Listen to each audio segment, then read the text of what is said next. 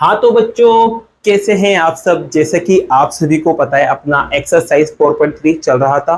आज इस वीडियो के अंदर लेने वाले हैं क्वेश्चन नंबर 3 को। इससे पहले वाले क्वेश्चन इससे पहले वाली वीडियो में कंप्लीट थे। अगर आप चाहते हो उन्हें कंप्लीट करना तो आप इससे पहले वाली वीडियो देख सकते हैं। अब बिना कुछ देर किए देखो स्टार्ट करते हैं क्वेश्चन नंबर 3 को। इसमें लिखा हुआ है, is it possible to design a rectangular mango grove, मतलब एक आम का बाग बनाना पॉसिबल है या नहीं, है आपसे पूछा है। देखो बच्चों, पॉसिबल वर्ड आ गया तो इससे पहले वाले क्वेश्चन में अपन ने देखा था कि पॉसिबल कब होता है कब नहीं होता। तो उसके लिए अपन निकालते थे बी स्क्वायर माइनस 4ac। अगर ये बड़ा होता है जीरो से या फिर बराबर भी होता है जीरो के, तब जाके ये पॉसिबल होता है। लेकिन अगर ये छोटा आ जाता है किससे, जीरो से, तो ये पॉसिबल नहीं होता।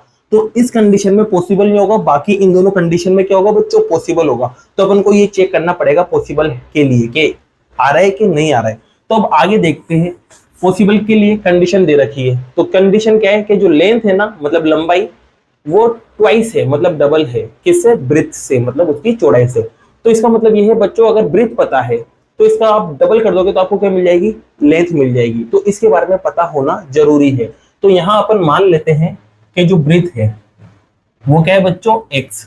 तो जैसे ब्रेथ मिली मतलब चौड़ाई मिली, तो आपको लंबाई भी मिल जाएगी, लेंथ भी मिल जाएगी। क्या करेंगे, इसका अपन डबल कर देंगे। ये लो डबल कर दिया। अब बच्चों इसकी यूनिट क्या लगाए, तो आप देख सकते हो यहाँ पर क्या लिखा हुआ है, मीटर। तो यहाँ पर दोनों की यूनिट क्या जाएगी, मीटर और मीटर। अब आगे इक्वेशन बनाने के लिए क्या करना है, तो आप यहां से देख सकते हो कि इसका जो एरिया है, मतलब क्षेत्रफल, वो किसके बराबर है, 800 के बराबर है। तो अपन ले सकते हैं यहाँ पर अकॉर्डिंग टू क्वेश्चन, मतलब प्रश्नानुसार इसका जो एरिया है वो किसके बराबर है बच्चों, 800 मीटर स्क्वायर के। अब एरिया का फॉर्मूला आप जानते हो, वो भी किसका, रेक्टेंगल का, मतलब आयत का। फॉर्मूला क्या होता है बच्चों, लेंथ इनटू ब्रेथ, और बराबर में क्या चल रहा है, 800 मीटर स्क्वायर। मीटर हटा देंगे क्योंकि आगे जाके यूनिट बदलती है। अब लेंथ की वैल्यू रख दो यहां से। तो लेंथ की वैल्यू बच्चों क्या है, तो लेंथ की वैल्यू है 2x। ब्रेथ की वैल्यू आप देख सकते हो, तो क्या मिलेगी, x, और बराबर में क्या चल रहा है बच्चों, 800। अब यहां से आप देख सकते हो बच्चों, इन्हें मल्टीप्लाई करने पर क्या आ रहा है, 2x स्क्वायर। 800 जब इधर आएगा बच्चों तो क्या हो जाएगा, माइनस का हो जाएगा। ठीक है।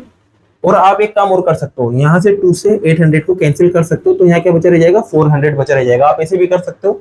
तो यहाँ पर x और x इंटू होके क्या बनेगा, एक्स स्क्वायर। और 400 को जब आप इधर लाएंगे तो क्या हो जाएगा बच्चों, माइनस का 400 हो जाएगा, और बराबर में क्या चलेगा, जीरो। ये तो आपके इक्वेशन बन चुकी है। अब आपको चेक करना है कि पॉसिबल है या नहीं है। तो इसके लिए देखो बच्चों, सीधा सा है। आप क्या करो, इसकी जो कंपेयर है वो किससे कर लो, x square plus b x plus c बराबर 0 से कंपेयर कर लो, जिससे आपको एबीसी मिल जाएगा। तो ए क्या होता है, एक्स स्क्वायर के साथ, और यहाँ एक्स स्क्वायर के साथ कुछ भी नहीं है, तो ए की वैल्यू क्या मानी जाएगी, 1। बी क्या होता है, एक्स के साथ। अब यहाँ एक्स के साथ एक्स दिख ही नहीं रहा है, तो बी की वैल्यू क्या होगी बच्चों, 0। और सी क्या होता है, जिसमें एक्स वगैरह नहीं होता। तो यहाँ देखो, इसमें तो एक्स है लेकिन इसमें एक्स नहीं है, तो सी की वैल्यू आप देख सकते हो क्या है बच्चों, माइनस का 400। ये आपको मिल चुका है। बस अब आपको चेक करना है बी स्क्वायर माइनस 4ac को। अब बी स्क्वायर माइनस 4ac को चेक करते हैं, तो बी की जगह आप रखोगे 0 और उसका square, minus as it is 4 as it is. A की जगह आपके 1 है और सी की जगह आपके पास माइनस का 400 है। 0 का स्क्वायर तो 0 होना है। इन तीनों को जब आप मल्टीप्लाई करोगे तो आपको 1600 मिलेगा। ये दोनों माइनस टकरा जाएंगे बच्चों, और क्या बन जाएगा, प्लस बन जाएगा। दोनों को प्लस करेंगे तो क्या मिलेगा, 1600। अब ये 1600 इससे आया है, और ये 1600 जो है वो 0 से बड़ा है ना, तो ये 0 से बड़ा है, तो ये जो रिजल्ट निकला वो इससे निकला। तो अपन कह सकते हैं बी स्क्वायर माइनस 4ac बड़ा है 0 से। अब बच्चों आप देख सकते हो यहाँ रिजल्ट जो है वो 0 से बड़ा आ रहा है, और 0 से बड़ा आने पर जो कंडीशन होती है वो क्या होती है, पॉसिबल हो जाती है। तो यहाँ पर अपन कह सकते हैं ये क्या है बच्चों, पॉसिबल है, मतलब संभव है। क्या है बच्चों, संभव है, पॉसिबल हो चुका है। अब पॉसिबल हो गया तो उसने कहा था इसको सोल्व भी करो। तो सोल्व करने के लिए बच्चों अब अपन लेंगे क्वाड्रेटिक फॉर्मूला लेंगे। क्या लेंगे, क्वाड्रेटिक फॉर्मूला, जिसे बोलते हैं द्विघात सूत्र। और वो क्या होता है बच्चों, तो आप जानते हो वो होता है x बराबर माइनस का b plus minus root B square minus 4ac upon 2a। Value रखते हैं बच्चों minus as it is. B की जगह देखो, तो बी की जगह आप देखोगे 0 आ रहा है, तो यहाँ 0 लिख देंगे, plus minus as it is. फिर उसके बाद बात करते हैं B square minus 4ac। B square minus 4ac को सोल्व किया था बच्चों, क्या मिला, 1600। तो यहाँ लिख देंगे आप 1600 अपॉन में 2 इंटू ए। एक ही जगह देखो क्या है, 1 है, तो यहाँ अपन 1 लिख देंगे। जीरो पे साइन होता ही नहीं है, तो ये जीरो एज इट इज रहेगा, plus minus as it is रहेगा। अब देखो 1600 के आपको टुकड़े करना है, तो बच्चों ये 2 जीरो है ना, इस 2 जीरो को तो आप लिख सकते हो 10 इंटू 10, ठीक है। जब भी जीरो आ जाए पीछे तो उसको आप 10 की फॉर्म में लिख सकते हो। अब बात करते हैं 16 की, तो 16 को आप लिख सकते हैं 4 इंटू 4, ठीक है। अपॉन में 2 इंटू 1 क्या होता है बच्चों, 2 होता है। जिस जिसके जोड़े बन जाएंगे उन्हें अपन बाहर निकाल लेंगे। तो बच्चों यहाँ से 0 as it is, plus minus as it is, 4 का जोड़ा बन गया 4 बाहर, 10 का जोड़ा बन गया 10 बाहर। अपॉन में क्या चल रहा है बच्चों, 2 चल रहा है, ठीक है। अब आप देख सकते हो बच्चों, यहाँ 0 आएगा, यहाँ प्लस माइनस आएगा, दोनों को इनटू करने पर क्या मिलेगा 40 और अपॉन में 2 आ जाएगा, ठीक है।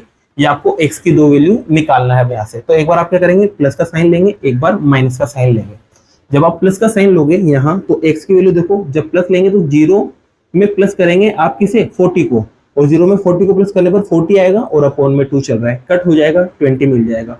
और जब आप माइनस लोगे बच्चों, तो 0 माइनस 40, 0 माइनस 40, अब 0 में प्लस का 40 प्लस किया था तो 40 आया था, 0 में माइनस का 40 करेंगे तो माइनस का क्या आएगा बच्चों आपके पास, 40 आएगा।